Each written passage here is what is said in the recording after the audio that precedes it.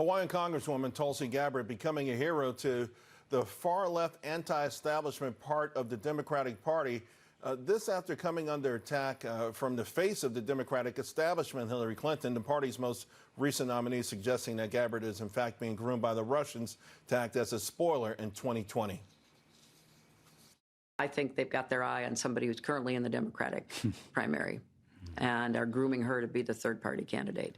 She's a favorite of the Russians. That's assuming Jill Stein will give it up, which she might not, because she's also a Russian asset.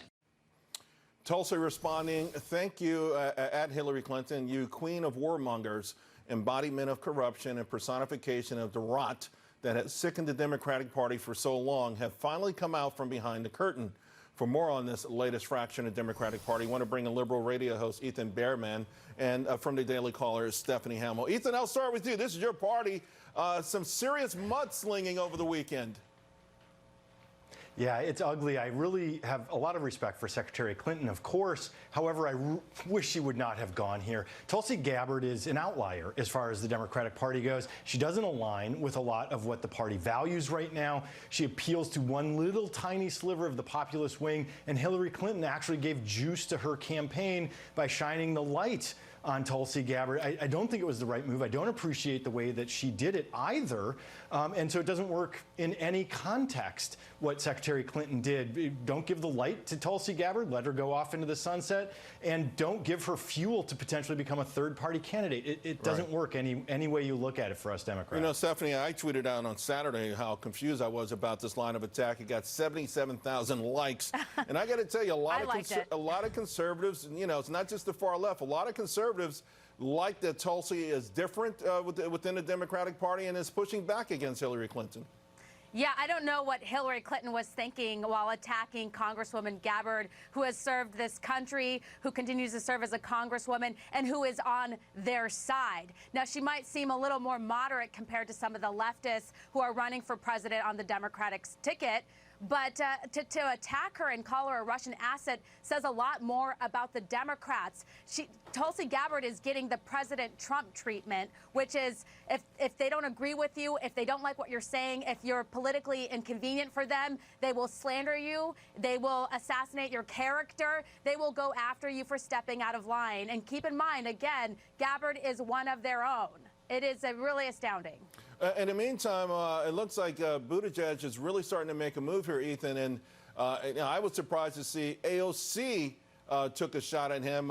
You know, she went after him for taking big money from big donors. In fact, I want to play his defense of this practice on Fox News Sunday.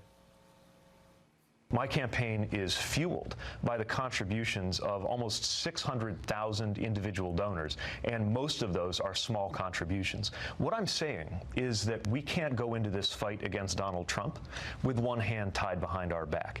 Look, the President of the United States and his allies just raised $125 million.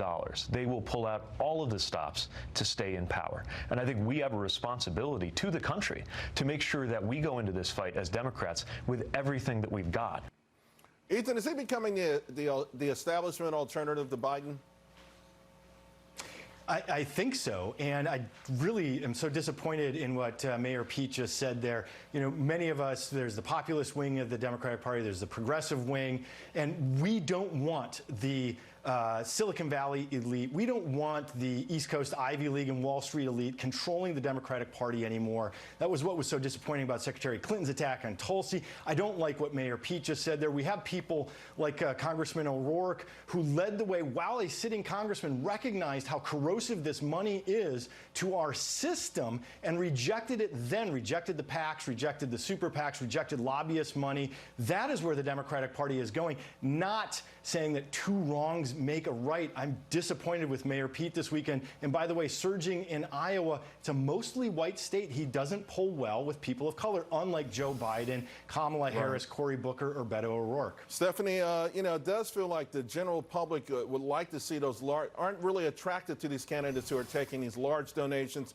Trump entered the race vowing not to take money. Eventually, he took it from anyone, but he raised a lot less money than Hillary Clinton, and he won, proving that you don't need to necessarily take all those major Wall Street donations.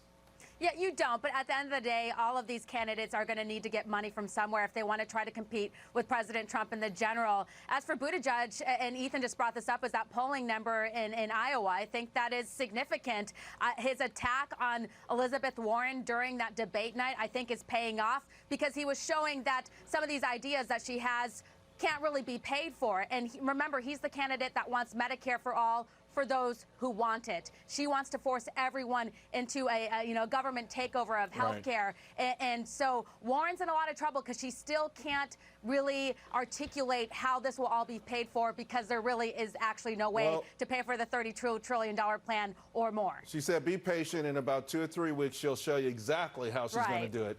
In the meantime, we'll see what those polls say. Ethan, Stephanie, thank you both very much.